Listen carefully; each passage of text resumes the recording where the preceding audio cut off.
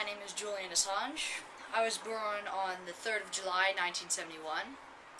When I was young, my parents divorced. I never met my birth father until later in my life. My mother remarried to a man named Assange, who basically raised me. My mother had a son with him, but unfortunately they also divorced, and so my father, Brett, wanted custody over his other son, because he can't have custody over me. And so my mother didn't want to lose her other son, so we fled from the police, going from town to town, and I went from school to school. By the age of 14, I had been to 30 different schools, not being in one school for over a year. As a teenager, I became very interested in hacking, and technology. I later started a group called Mendax, and for people joining the group, I had some ground rules of not damaging computer systems if you have to break into them, including crashing them. Don't change any of the information in the systems unless it's altering the logs to cover up your tracks. And my final rule is to share all information. I was later called Australia's most famous ethical computer hacker. In 1991, my house was raided by the police, but nothing became of it. In 1993, I met my ex-wife.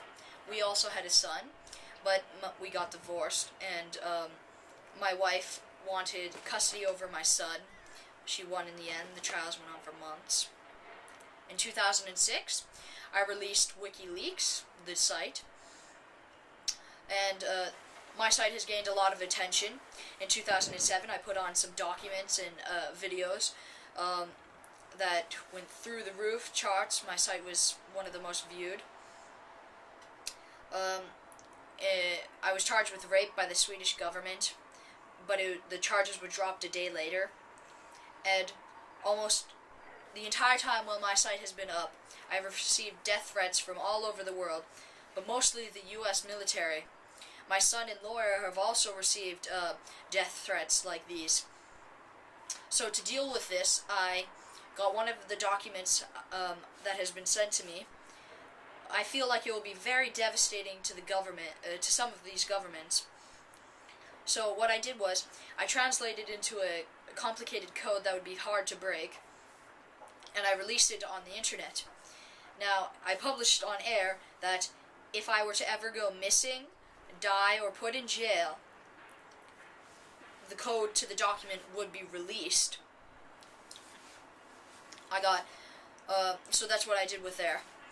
And then in 2009, I released a couple more videos about an AC-130 in Iraq, killing innocent civilians, and that gained a lot of attention for my site.